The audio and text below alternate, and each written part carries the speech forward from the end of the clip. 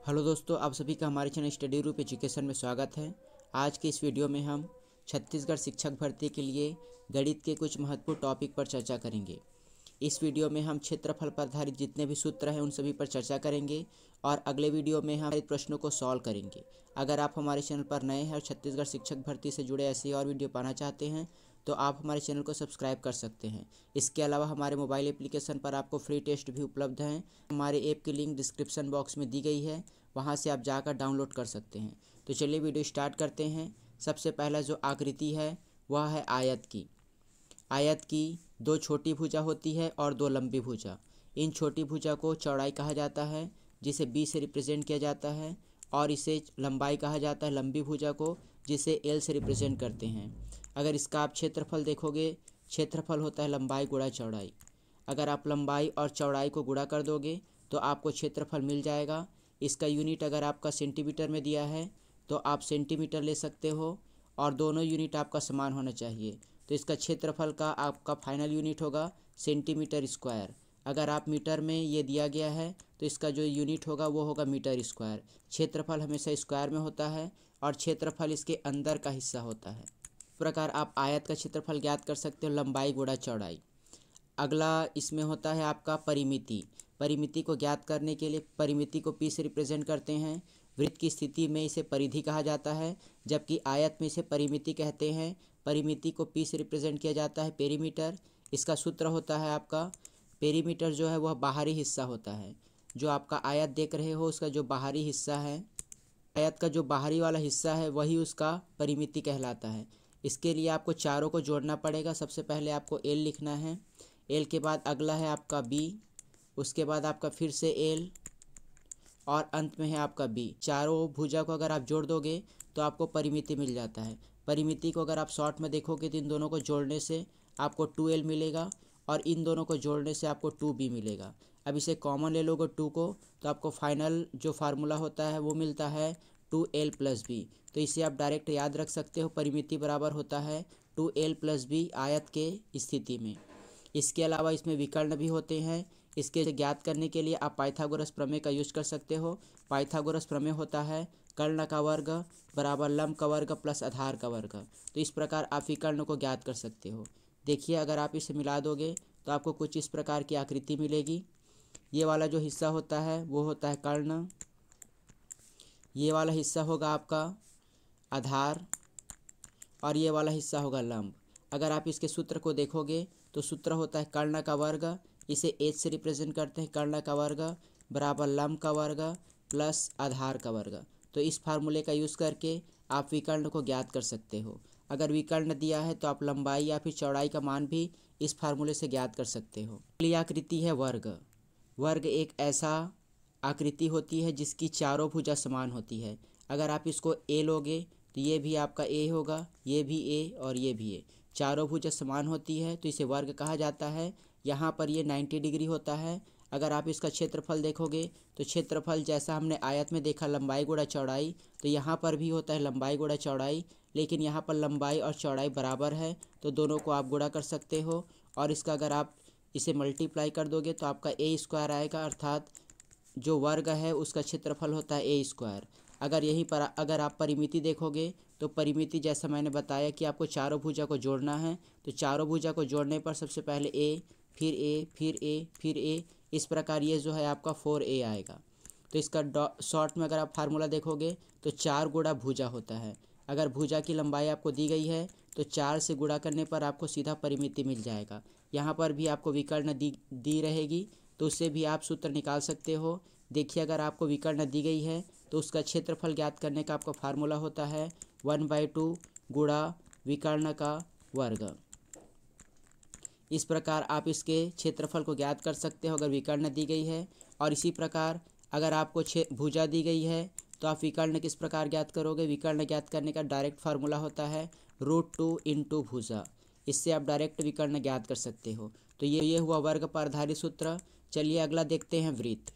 देखते हैं वृत्त आपका किस प्रकार होता है। वृत्त में ये वाला जो हिस्सा है उसे केंद्र कहा जाता है। केंद्र से अगर आप इसके सतह को मिला दोगे तो ये बनती है त्रिज्या। अगर इस त्रिज्या को आप डबल कर दोगे तो ये बन जाएगा आपका डायमीटर अर्थात व्यास। इसे हिंदी में व्यास कहा जाता है और इंग्लिश में डायमीटर। तो जो डायमीटर होगा वह त्रिज्या का दुगना होता है। यहाँ पर आप देख सकते हो आधा हिस्सा को त्रिज्या बोलते हैं, तो अगर आप इसे डबल कर दोगे तो ये d बन जाएगा। तो d इक्वल टू 2r होता है। इसका अगर आप क्षेत्रफल देखोगे अंदर का हिस्सा, तो क्षेत्रफल होता है पाई आर स्क्वायर। यहाँ पर पाई का मान होता है 22/7 या फिर 3.14। इन दोनों में से कोई भी मान आप रख सकते हो। आर मतलब होता है त्रिज्या, त्रिज्या का वर्ग कर दोगे और पाई से गुणा कर दोगे तो आपको क्षेत्रफल मिल जाएगा। इसमें आपका अगला होता है सरकमफ्रेंस, जिसे परिधि कहा जाता है। परिधि ज्ञात करने का सूत्र होता है 2πr। तो इस प्रकार आप वृत्त की परिधि ज्ञात कर सकते हो। में अगर आपका अर्धवृत्त दिया है आधा हिस्सा, तो क्षेत्रफल ज्ञात करने का फार्मूला हमने देखा वृत्त का पाई आर स्क्वायर, तो आधे का होगा पाई आर स्क्वायर बाई 2। अगर इसमें आपका 1/4 हिस्सा दिया है इस प्रकार, तो इसका क्षेत्रफल होगा आपका पाई आर स्क्वायर बाई 4। अगर आप चौथा हिस्सा है तो बाई 4 कर दोगे तो आपको क्षेत्रफल मिल जाएगा। अगर आप अर्धवृत्त का परिधि देखोगे तो अर्धवृत्त का परिधि ये हमने देखा, पूरे वृत्त का परिधि होता है 2πr, तो आधे वृत्त का होगा 2πr बाई 2। इसको भी आधा कर देंगे तो 2 से 2 कट जाएगा, तो ये हो गया पाई आर प्लस ये वाला हिस्सा को हमने अभी निकाला, और ये नीचे वाला जो हिस्सा है वो आपका 2r होता है डायमीटर, तो ये हो गया 2r। तो अर्धवृत्त का अगर आप परिधि देखोगे तो अर्धवृत्त का परिधि आपका ये होगा पाई आर प्लस 2r। तो ये फार्मूले को आपको याद रखना है। चलिए अगली आकृति देखते हैं। अगली आकृति है त्रिभुज। त्रिभुज में जो पहला त्रिभुज है वह होता है समकोण त्रिभुज। समकोण त्रिभुज में एक भुजा 90 डिग्री होती है और बाकी अन्य दो भुजाएं होंगी वह अलग अलग कोण की होंगी। इसके लिए आप पाइथागोरस प्रमेय का भी यूज कर सकते हो अगर आपको किसी भुजा का मान न दिया हो। और इसका क्षेत्रफल ज्ञात करने का फार्मूला होता है 1/2 गुणा आधार गुणा ऊंचाई। ये आपका आधार होता है और ये आपकी ऊंचाई होती है। अगर आपको क्षेत्रफल ज्ञात करना है तो आप इस फार्मूले का यूज कर सकते हो। अगला त्रिभुज है समबाहु त्रिभुज, अर्थात ऐसा त्रिभुज जिसमें तीनों भुजाएं बराबर होती है तो उसे समबाहु त्रिभुज कहा जाता है। इस त्रिभुज में क्षेत्रफल को ज्ञात करने का फार्मूला होता है, इसका फार्मूला का आपको याद रखना है √3/4 इंटू भुजा का वर्ग। यहाँ पर जो भुजा है ए, उसका वर्ग आपको लेना है। इस फार्मूले को आप याद रखिएगा। फार्मूला होता है A इक्वल टू √3/4 इंटू भुजा का वर्ग। यह केवल समबाहु त्रिभुज के लिए अप्लाई होगा। अगर तीनों भुजाएं बराबर है तो आप इस फार्मूले का यूज कर सकते हो। अगला त्रिभुज होता है विषमबाहु त्रिभुज। ऐसा त्रिभुज जिसमें सभी भुजाएं अलग अलग होती है तो उसे विषमबाहु त्रिभुज कहा जाता है। मान लीजिए ये भुजा आपका ए है, ये भुजा बी और ये भुजा सी। तो इसे ज्ञात करने के लिए आपको सबसे पहले एस का मान ज्ञात करना होता है। एस का मान होता है 1/2 ए प्लस बी प्लस सी। जब आप इसे ज्ञात कर लोगे तो आपको एरिया निकालने का फार्मूला होता है area equal to root S minus A, S minus B और एस माइनस सी। इस फार्मूले का यूज़ करके आप इसका एरिया फाइंड कर सकते हो। यह फार्मूला तभी अप्लाई होगा जब त्रिभुज विषमबाहु त्रिभुज होगा। आपको अगर परिधि पूछा जाए इसकी परिमिति, तो परिमिति के लिए जैसा मैंने बताया कि तीनों भुजाओं को आपको जोड़ देना है, तो ए प्लस बी प्लस सी करोगे तो आपको परिमिति मिल जाएगा। चलिए अगला देखते हैं वृत्त के बारे में। वृत्त में आपको चाप की लंबाई और चाप का जो क्षेत्रफल होगा उसे ज्ञात करने का जो फार्मूला होता है उसे देखते हैं। मान लीजिए कोई वृत्त है, इसमें आपको कोई भी चाप दी गई, इसे चाप कहा जाता है। अगर आप इसका मान ज्ञात करना चाहोगे, जो परिधि वाला हिस्सा है इसे कहा जाता है चाप की लंबाई। चाप की लंबाई ज्ञात करने के लिए केवल आपको θ/360 इस चीज़ को याद रखना है और मल्टीप्लाई करना होगा आपको परिधि से। परिधि का फार्मूला आपने पढ़ा था 2π इंटू आर।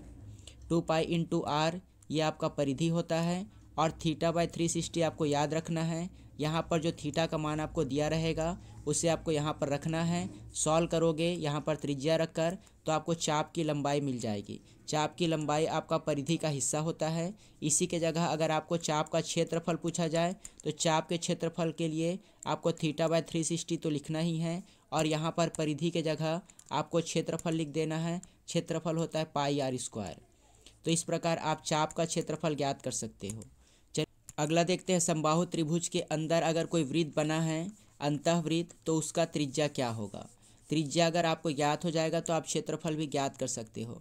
मान लीजिए कोई समबाहु त्रिभुज है, समबाहु त्रिभुज के अंदर कोई वृत्त बना हुआ है, इसके आपको त्रिज्या को ज्ञात करना है। त्रिज्या अगर आपको ज्ञात हो जाएगा तो तो आप इससे क्षेत्रफल निकाल सकते हो। क्षेत्रफल का फार्मूला होता है पाई आर स्क्वायर।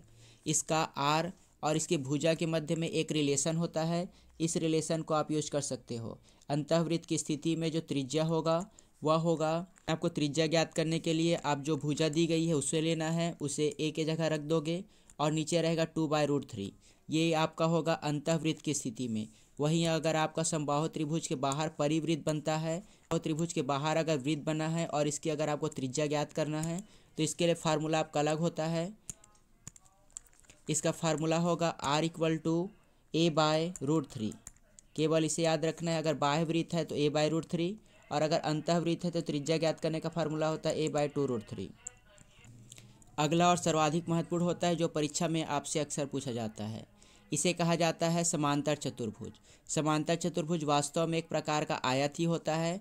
आयत में इसे हमने लंबाई पढ़ा और इसे चौड़ाई, बस इन दोनों में अंतर ये होता है कि ये 90 डिग्री होता है जबकि इसका कोण जो है वो अलग होता है। समांतर चतुर्भुज का अगर आप क्षेत्रफल ज्ञात करना है तो ये बहुत ही आसान होता है। ये होता है आधार गुणा ऊंचाई, आधार और ये होता है ऊंचाई। आपका जो परपेंडिकुलर डिस्टेंस है उसे लेना है, हाइट को।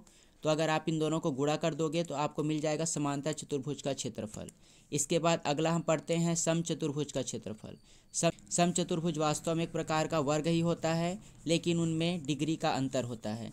जैसा हमने अभी पढ़ा, ये आपका वर्ग है और वर्ग में ये जो आपका हिस्सा है वो 90 डिग्री होता है और इसकी चारों भुजाएं आपके बराबर होती है ए। उसी प्रकार अगर आप समचतुर्भुज देखोगे तो समचतुर्भुज भी आपका वर्ग ही होता है, केवल अंतर होता है इनके कोणों का। इसकी अगर आप भुजाओं देखोगे तो भुजा भी आपका समान होगा और भुजाएं समान होती है ए और इसका कोण आपका अलग होता है। अगर आप इसका क्षेत्रफल देखोगे तो क्षेत्रफल ये जो बीच का हिस्सा होता है उसे विकर्ण कहा जाता है और इसे कहा जाता है दूसरा विकर्ण। तो इसमें आपका फार्मूला होता है क्षेत्रफल का 1/2 इंटू पहला विकर्ण गुणा दूसरा विकर्ण, 1/2 D1 और D2। तो इस प्रकार आप इसका क्षेत्रफल ज्ञात कर सकते हो। परीक्षा में आपसे इस पर आधारित प्रश्न पूछे जाते हैं तो आपको याद रखना है। इसमें आपको अगर विकर्ण दिया गया है तो आप भुजा की लंबाई भी ज्ञात कर सकते हो। उसे आधा करके आपको एक छोटा सा त्रिभुज मिलेगा। इसमें आप पाइथागोरस प्रमेय करके इसे सॉल्व कर सकते हो। अगला है समलंब चतुर्भुज। समलंब चतुर्भुज की विशेषता की बात करें तो समलंब चतुर्भुज एक ऐसी आकृति होती है जिसमें दो भुजा समांतर होती है जबकि दो अन्य भुजा आपके समांतर नहीं होती। केवल एक ही क्वालिटी होती है कि दो भुजाएं आपस में समांतर हो तो उसे समलंब चतुर्भुज कहा जाएगा। समलंब चतुर्भुज में ये आपका एक टाइप का लंब होता है। तो इसका अगर आप फार्मूला देखोगे तो एरिया इक्वल टू होता है 1/2 इंटू दो समांतर भुजाओं का योग गुणा इनके बीच का जो लंब होगा हाइट उसे लेना है। इसे आप h ले लो, इसे a लेना है और इसे b। तो इस फार्मूले का यूज कर सकते हो। सबसे पहले आपको 1/2 लेना है, पहली भुजा ये है और दूसरी समांतर भुजा ये है, इन दोनों को आपको जोड़ देना है और गुणा इनके बीच का जो लंबवत दूरी है उसे गुणा कर देना है। तो इस प्रकार आपको क्षेत्रफल ज्ञात हो जाएगा। अंतिम एक महत्वपूर्ण आकृति बनती है, ये भी परीक्षा में आपसे पूछे जाते हैं। इस आकृति को देखते हैं।